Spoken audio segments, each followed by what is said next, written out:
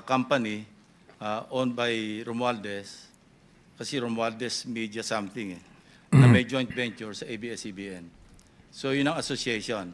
So, no, we're not trying to implicate the former Pinky. speaker. Hindi tayo nagta-target dito. Dumating lang sa ating attention, but we cannot disregard because sabi ko nga, there were persistent reports na Bakit hindi? ang initial Implicate mo na. information nga Nung hindi daw. sa pangalan ni Diskaya na or kay Diskaya na ibenta.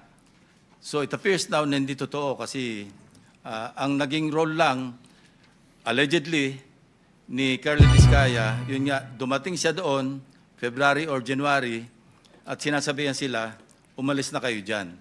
So yun lang ang pinagtataka natin. So hindi naman ito enough to implicate or to implead the former speaker. But Wow. this is something Bakit hindi? that the OJ or the ombudsman or the ombudsman can follow through. We are only providing a lead for whatever it is worth. Yun lang ang purpose dito. Because if you really want to go after the so-called, sabi Wala. nila, wag yung sapsap. Pag-iasa mo na naman sa ombudsman. Hanapin yung malaking isda. And this is the direction that Pag-iasa mo sa ombudsman, wala na naman to. hindi to enough. Itong information is not enough to implicate. Not even implicate the former speaker. Wala talaga. It's just, we may just consider this as a lead kasi merong connection. But of course, dininay naman ni Carly Diskaya, so let's leave it at that. So with that, I would like to ask your permission to excuse the two ladies. Meron pa? Sige, okay. Thank you for the explanation, Mr. Chair. Dito sa code namin, sino si Pala, Marie? Romualdez Media Servicio Production Corporation. Oo. Sino yung sino yung Joy? So ikaw si May. Joy. Mary at Joy. Mary Joy. Napanood mo ba si Saldico nung siya ay nagpadala ng mga video Yun. na kung saan sinabi niya na nag-deliver siya ng 1B doon sa bahay diyan sa Tamarin Road in Forbes. Nasa rito nasa social media to. Lahat napanood. Oo. Napanood Hindi mo? ko po siya direkta napanood, pero nung sinabi po, nabanggit po sa amin regarding 30 Tamarin, Imposible. we got curious. Oo. Naging curious ka. Pagkatapos, natatandaan mo ba na sinabi ni Saldico na si Speaker Martin ang nag-designate nung lugar na yon na pagdadalhan ng 1B? Nandun din sa ano yun. Hindi ko lang matandaan yung pagkakasabi, pero yung gist ganito niya sinabi. Napanood niyo ba yun? Wala po akong matandaan na ganong ano. Pero nabasa po namin yung report regarding sa 30 Tamarin. Yun nga. And then, Natambakan ng pera. maaring natatandaan niyo na sinabi. Viral, tas wala kayong napanood na ganun. Doon din sa ano na yon, sa paghahayag na yon, na si Yusek Jojo Cadiz ang tumanggap na yon ay drop-off lamang ng delivery sa bahay daw ng ating Pangulo daw sa Nara. Ando, siya yung nagsasabi siya nagsasalita Napanood ko yun Tinatanong ko lang kung kayo napanood nyo din yung ganong klaseng paghahayag na ginawa ni Saldico. Wala po. Hindi po Wala namin nasubaybayan yung mga hearing at saka yung news. Naging curious lang po kami nung nagkaroon na nga po ng report tungkol dun sa 30 Tamarin. Oh, okay. So hindi po namin matandaan yung news na ganun po. Okay, baka naman gusto nyo ring alisin yung takip para makita namin kung gaano kayo kaganda. Kasi alam ko, magaganda po kayo. Kung okay lang naman po, kung hindi naman, okay din po sa amin. Actually, request nila Senator Marcoleta na kung pwedeng, kaya nga Elias yung ginamit ko, binuko naman Oo yun nga yung pangalan Pero kasi yung kagandahan, hindi pwedeng ipagkait, Mr. Chair. Salamat po, Mr. Chair. Okay, so let's move on. So you are excused, Maria and Joy. Elias. Sige. Thank you very much. The OSAA you'll be turned over to the OSAA for your own security. Saan na Thank sila you very pupunta much. niyan?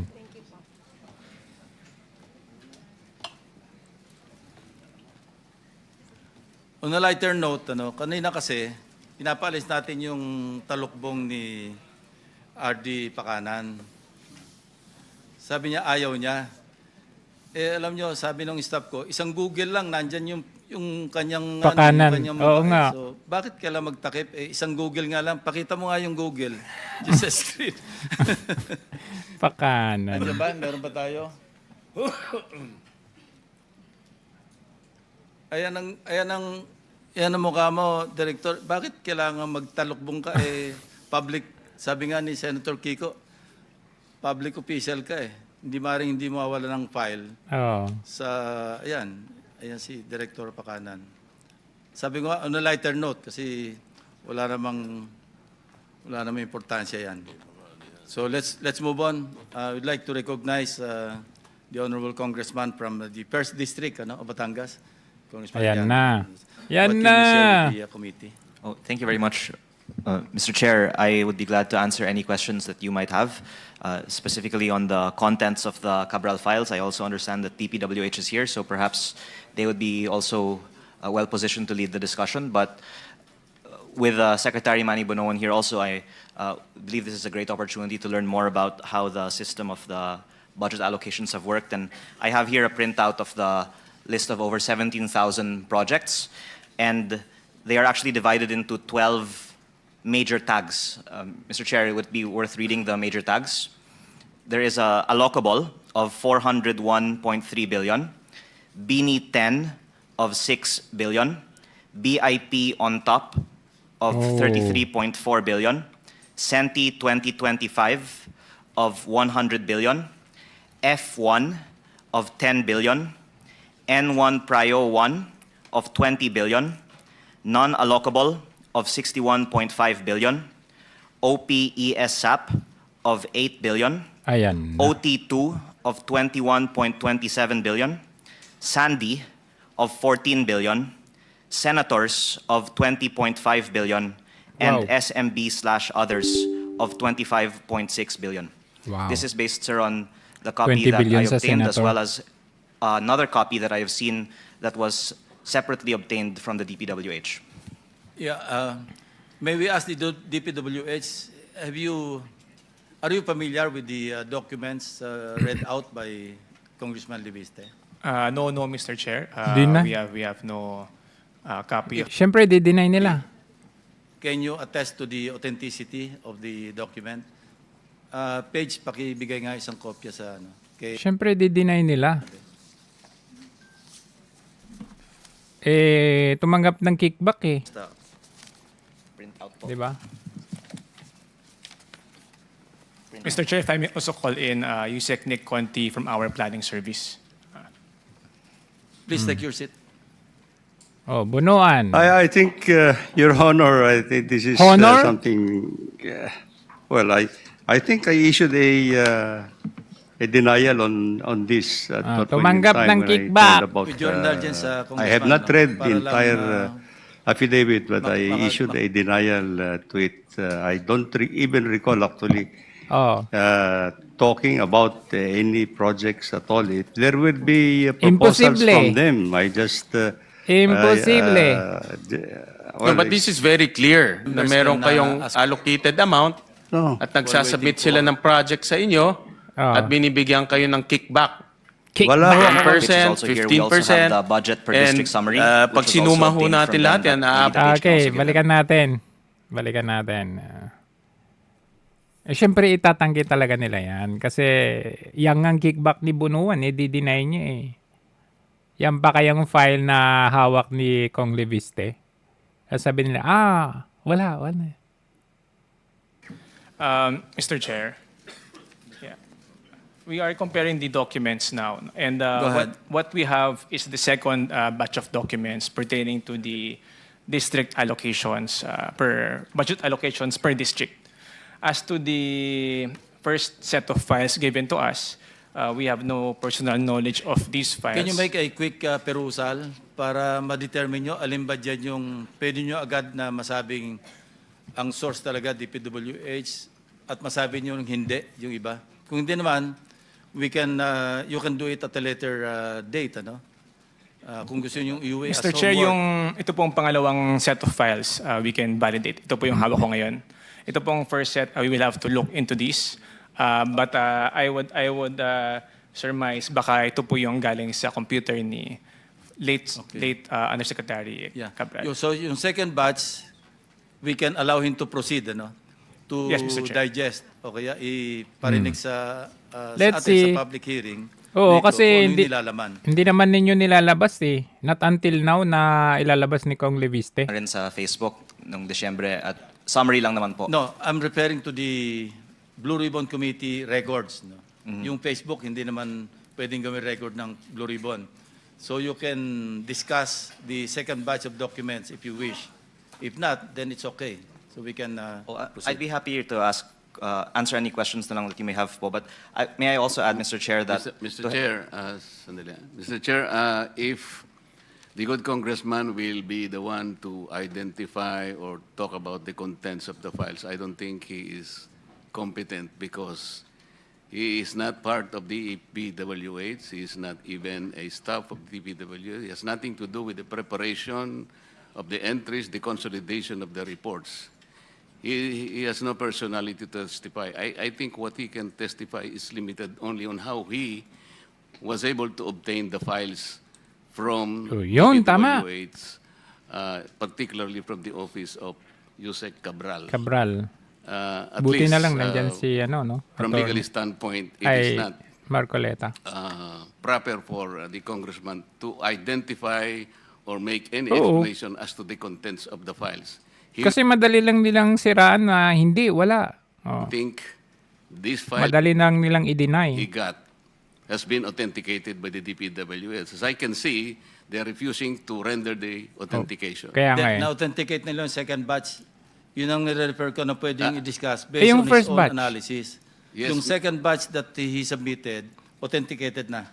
So, yes, Mr. Chair, that is one I would like to ask them. How do you authenticate? Is this a public record or a private record? This is of public record, Mr. Chair. This is a So how do summary you, of... kasi under the law, ang ino-authenticate lang doon sa inano ng Supreme Court sa rules ng electronic evidence, mga private documents lang. Considering, Mr. Chair, that these are public documents, will you please tell us the manner by which you identify or authenticate public documents? Yun. Mr. Chair, we are just authenticating that these documents emanated from the DPWH. These summaries of Wala ba the... siyang considering that these are digital records, wala bang digital signature? Yun lang, pag meron digital signature by any way, I think the committee will accept it. walang digital signature, Mr. Chair. However, we have knowledge of the The authorship digital of signature, hindi naman yung signature talaga eh. There are various ways by which these documents can be categorized as having digitally signed, not necessarily the signature of whoever is the custodian of that document. You understand? Hindi niya maintindihan. Thank you, Mr. Chair. Mr. Chair. The Vice Chairman is recognized. And then Senator Bam. Yeah, I would just like to ask former Secretary Bunoan. By the way, deferred na yung 10 or 15 minutes natin, ha? Labo-labo na ito. Whoever wants to ask questions, you may Yeah. just call the attention of the Chair. Mr. Chair, I would just like to ask Secretary Bunoan, have you seen these files, sir? Do you have any idea? Kasi Hindi, sabihin niya wala. Na nasa possession niya po itong documents ito. Do you have a copy of these files, of these documents? Have you seen these documents? I have not seen anything. Oh. I have not seen Di ba? any of these documents that we are talking about, Your Honor. Oh. Sabi na eh. Yusek Bernabe, show Secretary Bunoan, former Secretary Bunoan. Teka muna, si ASEC ba o Yusek Conti? With the kind permission of the Honorable Chairman, I'm Nicasio A. Conti, the Undersecretary who replaced Yusek. former Conti? Yusek Cabral. Administer lang namin yung Basta order. konti, alam nyo na. Yes, Mr. Chair. Secretariat. Kindly raise your right hand. Do you solemnly Patay swear to tayo, tell the basta truth, the whole konti. truth, and nothing but the truth in this proceeding? Ano to, asawa ni Conti ba to o ano? Take your seat. Thank you, Mr. Chairman. Senator Erwin. Itong mga Bunoan, can you identify these documents? Kasi Undersecretary niyo siya, I'm sure you also have a copy or you have knowledge of these files? And this document that has been shown to me looks familiar to me, Your Honor. This is this is a consolidation of the allocables, the computed allocable per district.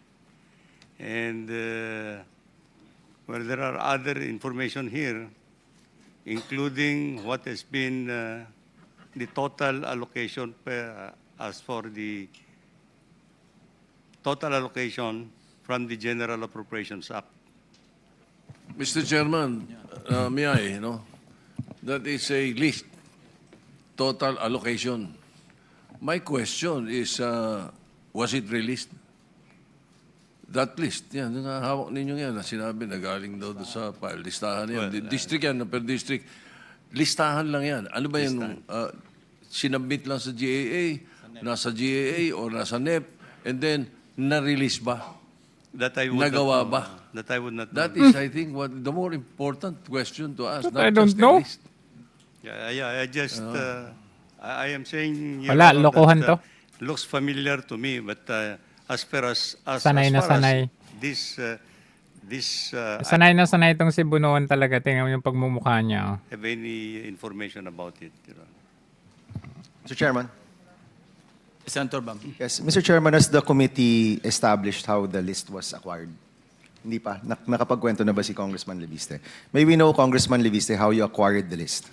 Ayan, yan ay inaantay natin. On September 4, with Yusek Cabral, after she had a phone call on speakerphone with Secretary Vince Dizon, and I also had my phone on speakerphone, and I believe that my mother also spoke with Secretary Vince Dizon that night. Ooh. And Secretary Vince Dizon said that these are public documents. My and witness. That all of them can be shared not only with me, but with the public. And were these given to you as a printout, or was this a file that was emailed to you? The printout that I have sent there with a timestamp September 9, 6:03 p.m. was a hard copy. And I also got a soft copy of that printout From? from the office of Yusek Cabral, with Yusek Cabral present. Okay, so yung email na pinanggalingan nung listahan is from a government employee or from an official email of the DPWH? Soft copy was given to me, Sorry, USB ba or it was Yes. emailed to you? USB. Okay, so may binigay sa yung hard copy at may binigay sa yung USB with all of these files. Oh. Yes, my USB was the one that got the... Oh, so saan dyan yung pamumuwersa? USB mo kay Undersecretary Cabral USB? at kinopya niya from her computer. Saka hard copy? Oh. It was my USB from their computer in the presence of Yusek Cabral. Oh.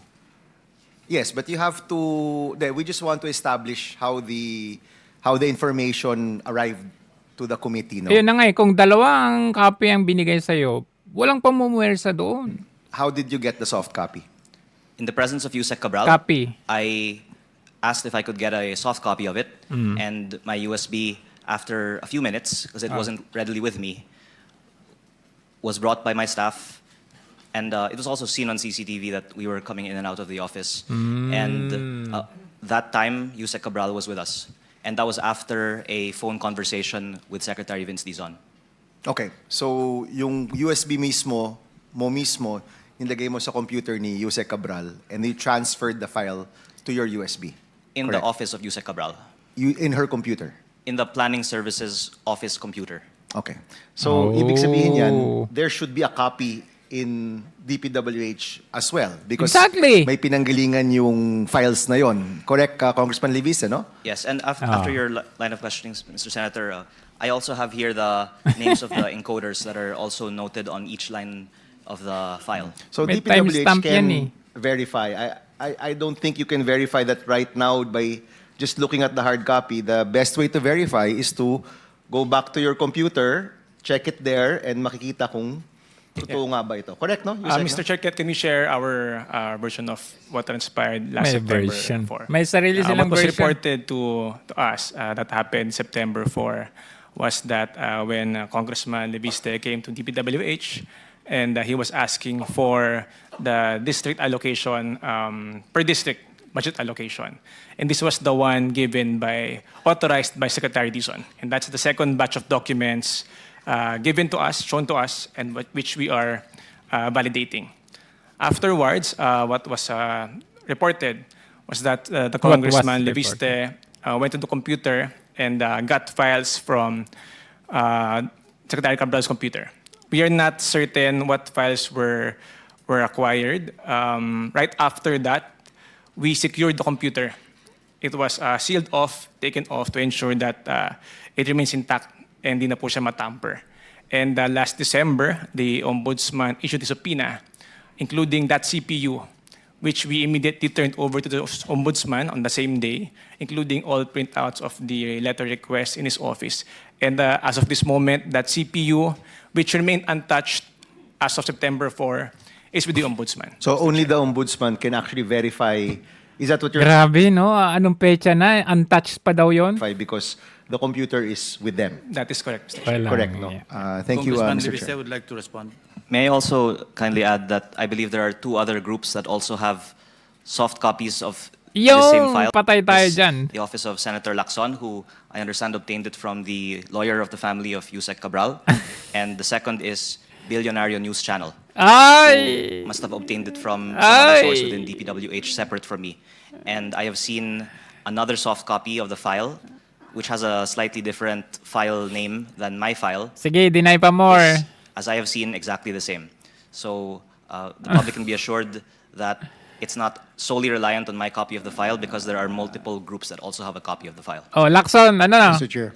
But was just to clarify, Huwag ka na mag-deny. the files that were given to me by the lawyer Lacson na. of the late Undersecretary, ito yung SARO, dated December 27, 2024. 50 billion plus. 30 billion of which flood control projects. And when we cross-check with the records, may mga ghost flood control projects doon. Oh, Pero it's the same. I just found out na incomplete yung, kasi may doon sa SARO na yon, ang total doon nasa mga 100 plus billion. Wow. Hindi lang 50 billion.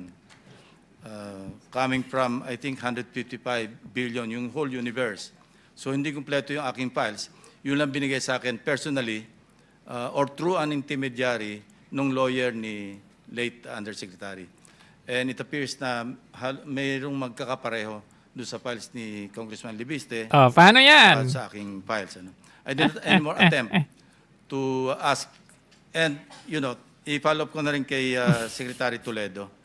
Nabuking kayo tuloy. Ano bang, paano kayo makakuha ng pera o ng pondo from the unprogrammed appropriation? Of course, nangyari lang ito mostly in Huwag mong ibahin, hoy, Pinky. medyo naabuso yung unprogrammed appropriations in the GAA of 2024, di ba?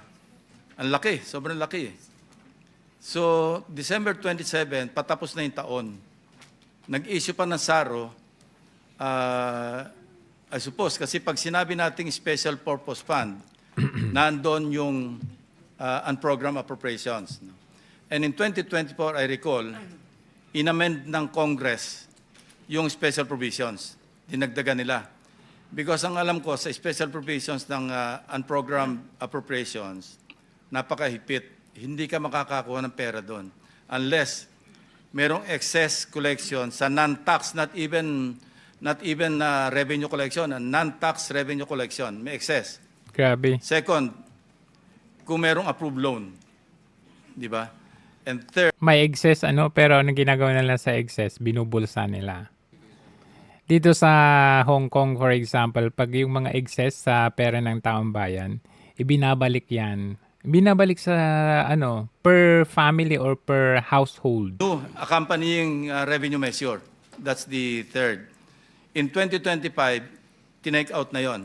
Binalik na sa non-tax revenue, etc., etc. Now, can you walk us through paano ba nakakahugot sa unprogrammed appropriations? Bakit bigla mong iniba to? Ang pinag-uusapan dito yung Cabral Files. Itutugma natin kung parehas yung hawak ni Kong Leviste sa hawak mo at hawak ng DPWH. Ano tong DBM, Mr. Chair. DBM, bigla mong ipapasok parang to? alam ko nasa gaan yan, only the president can Biglang pinasok sino ba tong mukhang mami na to? Ano tong mukhang mami na to? rely to augment items. Anong nangyari dito? Hindi naman kayo testigo. Nagtago-tago parang mami pero pag Matanong ko sinerch lang, mo yung pangalan bakit niya sa po kailangan Google. naka-hood kayo at saka nakatakip? Yes, Mr. Chairman, because this might set a precedent for all other witnesses we will call here. They will Kaya nga. request that their faces be covered. Oo. He is a public government employee. Bakit siya nagtatago? And a resource person, not a witness. That was the question I was raising kanina, Mr. Chair. Hindi pala tayo nagkaintindihan. Bakit na nakatakip yung mukha ni Tapos kapag i-search mo sa Google, makikita mo ang mukha niya, nakakatawa. Asan ba yung mukha niya? Ayan natin.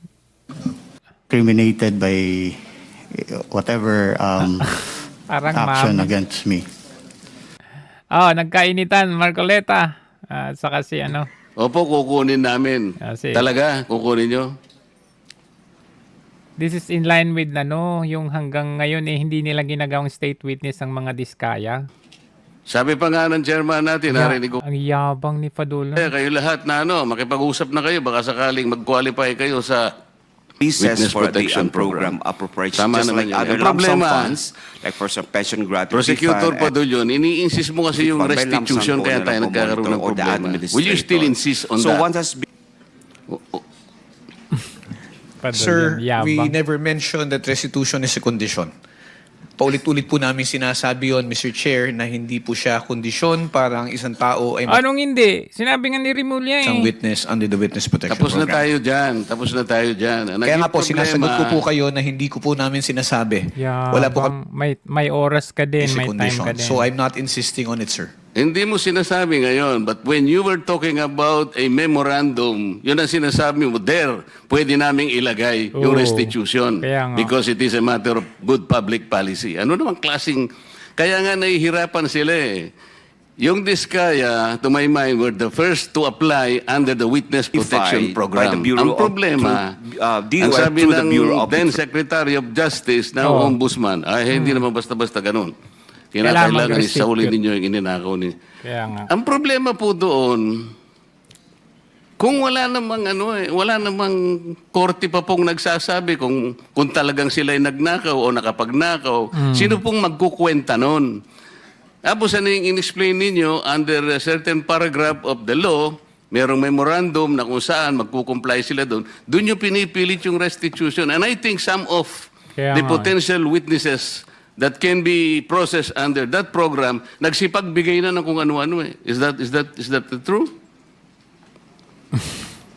Kagaya nila Henry Alcantara, di ba nagsoli? Gagawin nilang state witness. Sir. Why did they do that? They did that because it was their own initiative, or you required them to do that? It was an agreement between the Department of Justice through the Secretary of Justice, sir, and the witness applicant po. That is the problem. The agreement is based not on the provision of the WPP. Sabi ko nga, kung sinasabi ng WPP, Tingnan mo it yung mukha niya. Tingnan mo yung mukha niya. Yabang. of the WPP. Sabi ko nga, kung sinasabi Tingnan mo yun. Parang palaka. Kakamukha silang lahat. Yung isa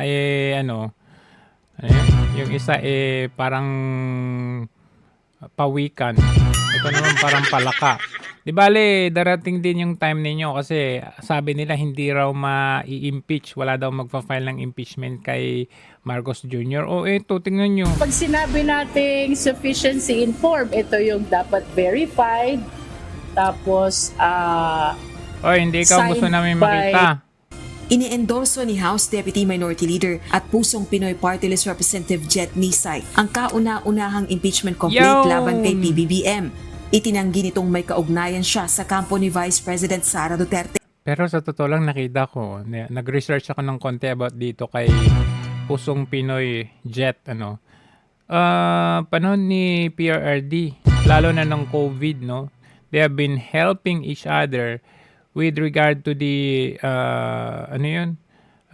dealing with the COVID, especially with Senator Bongo. Matatanda Akala kasi nila walang gagawa niyan against kay ang Marcos kabilang ang Jr. kongresista sa mga lumagda at complainant sa reklamong impeachment laban sa Vice Presidente noong sa mga lumagda ni Vice President Sara Duterte. Matatanda ang kabilang ang kongresista sa mga lumagda at complainant sa reklamong impeachment laban sa kasama siyang pumirma laban sa impeachment kay VP Sara. Pero ngayon sa Pangulo na.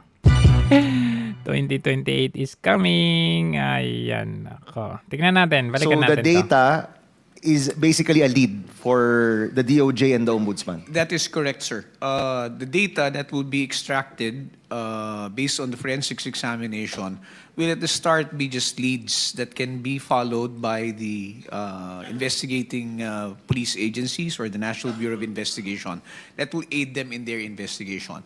As it is, it's not yet a determination of the veracity or the truthfulness of the contents of this information. It's first trying to find out, okay, these are leads, tingnan natin saan tayo dadalhin itong mga leads na to. So ibig sabihin ang leads manggagaling pa rin sa Ombudsman. Do we have the commitment that be further investigated? So manggagaling sa Ombudsman yung leads, yung investigation malalaman. So anong silbi nung ICI? Anong silbi nung mga Senate hearing? Kung at the end of the day, decision pa rin o bahala na yung Ombudsman, sila magsasabi na ganito, ganyan, o kung sino yung gusto nilang ituro at saka hindi. Constant communication with the Office of the Ombudsman. And we have already somehow discussed the matter of the files. But since it's with the Office of the Ombudsman, it's really their call. I know for a fact that It's really their call.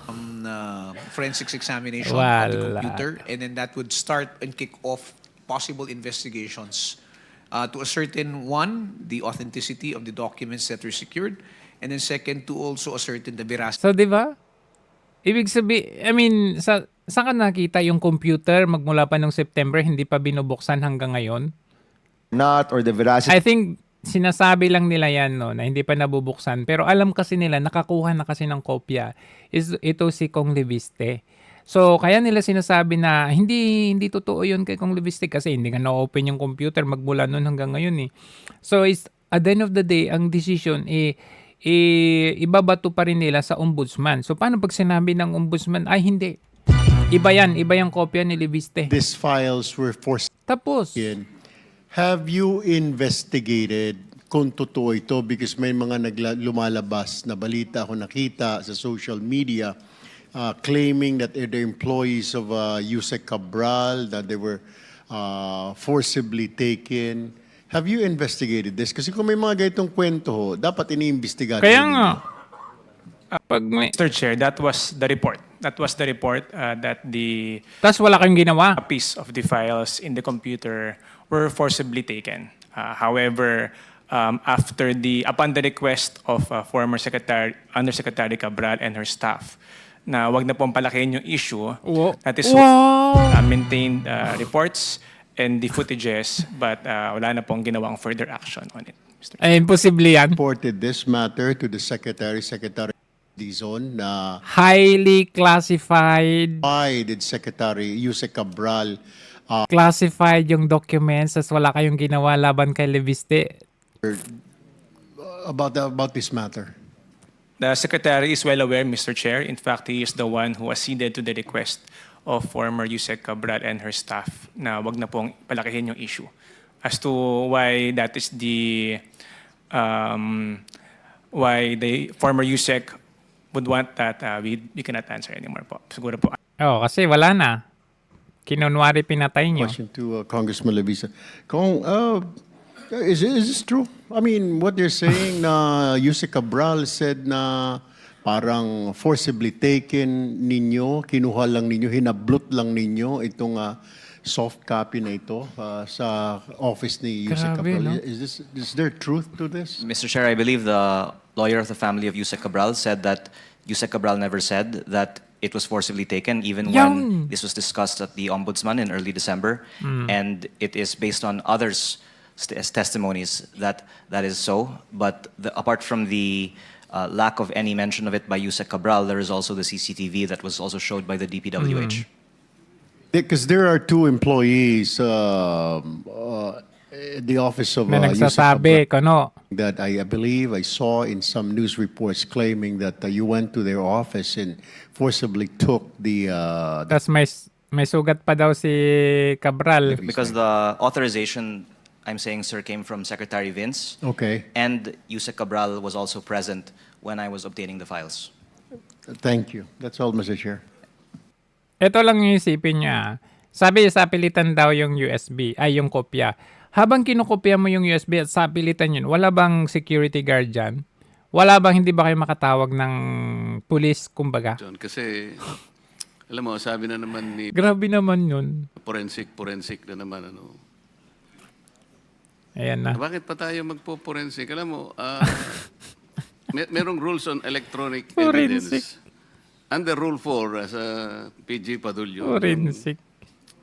Best Evidence Rule, sinasabi rito, Section 1, original of an electronic document. An electronic document shall be regarded as an equivalent of an original document under the Best Evidence Rule if it is a printout or output readable by sight or other means. Oh, batas Should na yan, to ah. reflect the data accurately. Batas na yan. Simple, compare mo lang eh. Forensic pa daw eh. This is the rules promulgated by the Supreme Court on July 17, 2001 under AM number 01-07-01 SC. Gano'n lang kasimple yun. Halatang halata talaga nagsisinungaling sila, no? Kanina, parang hindi na, huwag nang palakihin yung ano. It's unfair na. The inference is negative. Na parang bang Nagpalakihin. si Congressman forcibly, wag naman gano'n. Dapat meron kayong report talaga na walang gano'n. Oo. Di ba? Yeah, He Mr. is Chair, a member of the House of Representatives. The insinuation that he forcibly took some data is not only be reflective on the image of the House of Representatives. Oo. Tama. Mr. Chair, yun lang po yung nireport po sa amin. So we were just relaying po. That time po, I was Sinungaling! in DPWH, Mr. Chair. Okay. Sinungaling! Mr. Chair, with your indulgence, we just received reports na naglabas na po ng arrest warrant sa Sandigan Bayan laban kina Engineer Bryce Hernandez and Engineer JP Mendoza. Now, Mr. Chair, I just want to put on record that once the arrest warrant is served to these individuals, what are we going to do? The Blue Ribbon Committee shall transfer their custody to Sandigan Bayan, or shall we? Grabe, islang na islang. What are we going to do? This is the Blue Ribbon Committee. We need to wait for the official copy of the warrant. Sylvester. So I'm sure Sandigan Bayan will communicate with us. And when that time comes, then we will turn them over to the custody. We just received a report, but it was big and bad. Bryce Hernandez and Henry Alcantara is warrant over us. Yes. Mr. Chair, if I can just make a few quick points. First, I thank everyone for their questions on my involvement with the files. I would hope that we can also discuss the contents of it. But regarding my involvement, I would be glad to face any of those questions when they are brought to me. What is personally important to me is that the contents of the files can hopefully be made public. And considering that the DPWH is here, maybe there could be some kind of commitment on them authenticating and releasing it. And I would also like to note that to add to the authentication of it, I can also provide the committee, Mr. Chair, the list of the encoders, because there is a entered by on each. There's around 30 names here. And lastly po, there is a Paki-mark na lang. column on Secretariat. handwritten notes and several names that have provided handwritten notes to Yusek Cabral on the projects, which might also be related to the documents in the supposed 6 boxes that were made available in the DPWH. And former Secretary Bonoan is also mentioned in many of these handwritten notes from Yusek Cabral, and because we have the privilege of having him here, it would be great to learn how that was done. And lastly, because of the Senate President's question a while ago on how many of these projects ended up actually having SAROS, I would... Would you like the chairman to ask the question that you just mentioned? Kung paano ginawa? Yes, Mr. Chair. If I could just make this last point on response to the Senate President's question. I also have here a list of the projects from the files that we checked against the GAA and the DPWH Transparency Portal, and close to 99% of them ended up in the GAA, and maybe over 95% of them have a contractor already awarded to them. And I could also provide this list po to the committee. Very organized. Saan kayo Kanina ngayon? na-mention ni Senate President. Ano kayo ngayon? Tama yun, listahan lang yan eh. Wala namang assurance yan na papasok sa GAA. Tama ba, Secretary Bonan, di ba? These are, based on the formulation prepared by Yusek Cabral. May formula siya dyan eh. Kung ilan yung pupunta sa ganitong region, GAA, or kung kaninong tao, or kaninong grupo, di ba? But ako naman, ang take ko, well, it's just a mere listahan. Pero ang motive for getting involved in allocables is to get kickbacks or commissions once naando na sa GAA at ready na for implementation. Ang tawag ko doon, attempted robbery. Or at least, very least, planned robbery. Kasi nasa isip mo na, kaya ka kukuha ng 1 billion halimbawang allocable kasi nagkukwenta ka na kung magkano yung commission mo. Pero without that, no, there's nothing wrong. With the list, per se. Depende sa motive. Di ba, Undersecretary Bernabe? Are you the son of the former justice? Oh, you should know. At saka, di ba, pwedeng i-analogous yan sa planned robbery, di ba? Nagpaplano ka na, Pwedeng nagkukwenta oo, ka na, pwedeng hindi. tapos meron akong allocable na 1 billion. I'll pursue this to its logical... Pero yung nakita pa lang ni Bunuan yung papel, parang gusto nang i-deny, ay may something doon. Nagkukwenta ka na ng 10%, 15%, 20%. Yun ang masama. Pero kung allocable mo is to address the needs of your constituents, especially mga district representatives, I cannot see anything wrong with that. Paano sa taong bayan? Panay ghost? In the respective areas of residence, for example. So, yun lang ang take ko. I do not agree and I do not also disagree with the Senate President along this line. Well, the best thing at this point, Mr. Chairman, is that the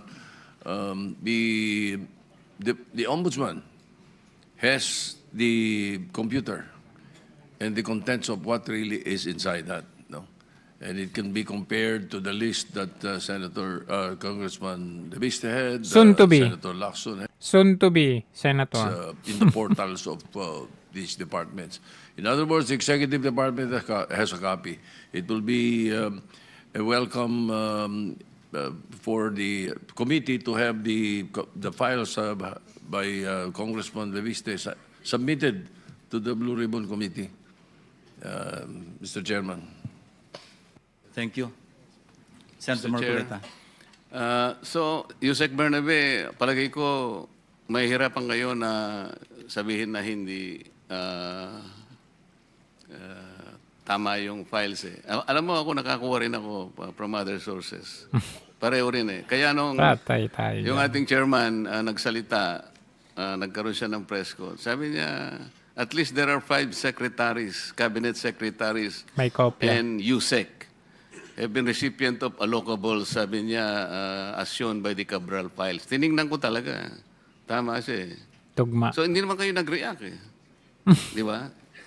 Mr. Chair, with regard to the Bernabe. Cabral files po, no, dahil nga po ito yung galing sa computer, and ito po ay, kumbaga, we do not know the context or we have no personal knowledge on how that file was created, authored, etc. Mr. Created, authored. Remember, Mr. Chair, the Secretary assumed this post September 1. And then September 4 po nangyari itong incident. He had impossible for him to know kung ano man ang laman ng computer na yun. Oh, so ngayon, hugas kamay na si Vince Dizon. That files were Kasi kapapasok, ganon. the prudent thing to do was to secure the computer. Hindi po namin yan binuksan. Hindi na po namin hinalongkat kung ano pa yung laman ng mga computer na yan. Ano pa ba yung mga files. Hindi ako naniniwala. Sa very hot topic, very controversial, hindi nyo man lang chinek. Budget and prior years, which is already ongoing po. So it was already immaterial from our point of view, Mr. Chair. Mr. Chair, alam mo, Yusek, hindi naman namin sinasabi na tingnan mo lahat yung mga files na ito as they came out, di ba? Wala kang lusod dyan kay Marcoleta. Ang chairman ng Blue Ribbon Committee, at least 5 cabinet secretaries and few Yusek are recipients of allocables in the Cabral files. Hindi mo man lang tinignan, at least yung point, yung part na yun. Ako tinignan ko eh.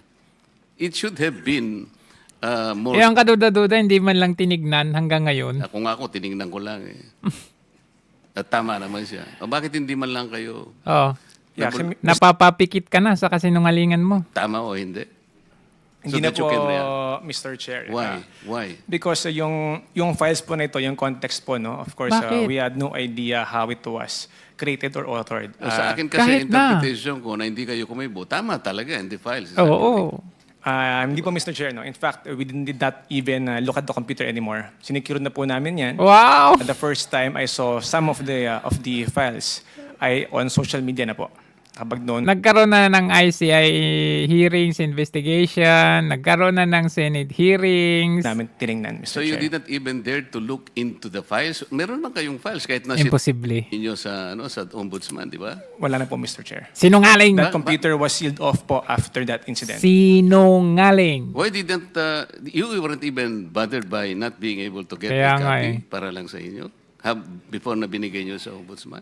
Insofar as those files were concerned, Mr. Chair, these are unofficial files po. No? Ito pong mga... Paano po ginawa yung document na yon?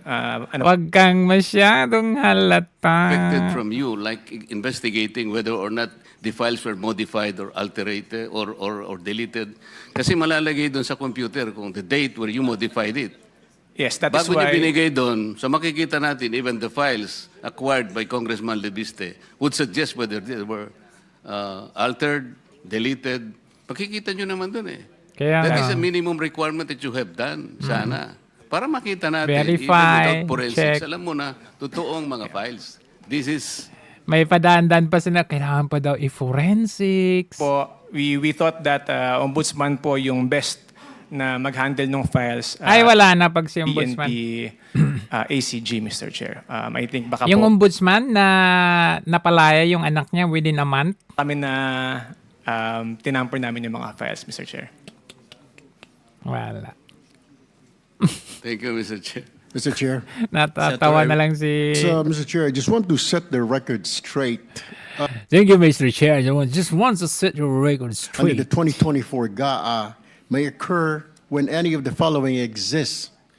Number one, excess revenue in the total tax revenues or any one of the identified non-tax revenues. Number two, new revenue collections. Number three, approved loans for foreign assisted projects. Or number four, fund balance of the GOCC. In 2025 GAA, Mr. Chair, tinanggal po ang excess revenues in the total tax revenues and fund balances of the GOCC. Just to set the record straight, Mr. Chair. Thank you. Just to set the record straight, Mr. Chair. Manifest lang ng chair. Before we... I just want to manifest, Mr. Chair, just to set straight, Mr. Chair. Mario Lipana, COA Commissioner. Former Congressman Elizalde Saldico.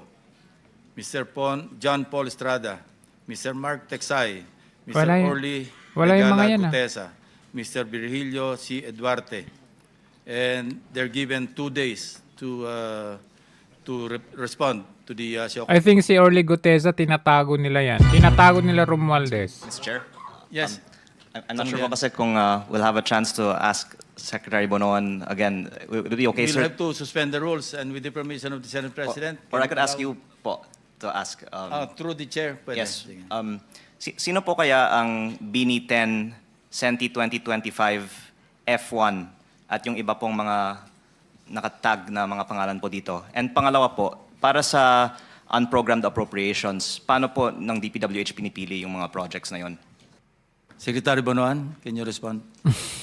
Patay Your tayo. Honor, I would not know actually kung ano yung mga kwan ni Walang Secretary y- Cabral. Diba? Well, let me, I'm just puzzled about these files, Your Honor. Wala to. Yan lang With mas... all due respect, si Congressman is a member of the House of Representatives. Would it have been better actually if the House of Representatives authorized actually Ikulong nyo yan. the good congressman to officially request for this kind of ikulong information nyo or talaga data yan. from the executive branch? Sagutin everything would mo. have been not, official. You deny or Kasi either we you are deny or talking not. of things that have not been made official actually at all. No? Ay. If there were conversations, Ay. authorization from Ay. the Secretary Dizon and Hinahayaan Yusek yung Cabral. pinagsisinungalingan These are tayo na yan. informal arrangements to him. Ay. And I don't know what would have been the motive actually behind actually getting all this information Ay. from the Department of Public Works and Highways. You're just letting which this is a different happen? agency to the legislative branch. Sagutin mo. We would just want to help the Blue Ribbon Committee and the Public Accounts Committee of Congress. And if I could just reiterate the second question, if possible. Nawawala sa composure si Secretary Bonoan. Bonoan would be able to shed light on how projects in the unprogrammed appropriations in 2023 and 2024, which I understand were around 60 billion and 153 billion respectively, were selected by the DPWH. Hindi niya masagot eh. Kindly respond. Your Honor, I can recall that in 2023, there were unprogrammed appropriations that were given, that were released to the Department of Public Works and Highways to augment the budgets that were cut during the to augment the budgets that were cut in the during the in the General Appropriations Act. Now, for example, in the BICAM, let's say the budget that we propose is about 37 billion, and only 2 billion was released. We requested for augmentation of that fund. For maintenance, it was reduced to the minimum. Then they augmented it from the unprogrammed funds. For foreign assisted projects, it was cut drastically from 70 billion, as I can recall, 70 billion to only 20 billion. So I think in our request, Mr. Chairman, since there were available unprogrammed funds, we requested them for augmentation. And these were the things that were released actually to the Department of Public Works and Highways. Now, these are the things that we received from the unprogrammed funds in 23, Mr. Chairman. And I agree, no? At least a portion na pang-augment talaga yan eh. Kasi yung program, sabi ko nga kanina, under the special purpose, di ba? That's part of the special purpose fund. Agree naman si Pinky. Halimbawa, fluctuation, nagkaroon inflation. Kailangan Saan napunta? Ba't nagka-ghost project? based on certain conditions. Agree ka sa ghost project, Pinky? Those under the special provisions. Ano na? Okay, Adjourn so, na? Adjourn na? Hearing is suspended. You'll just be notified. Thank you very much. Thank you all for attending this hearing. Wala, ang bilis. Ganun lang yun.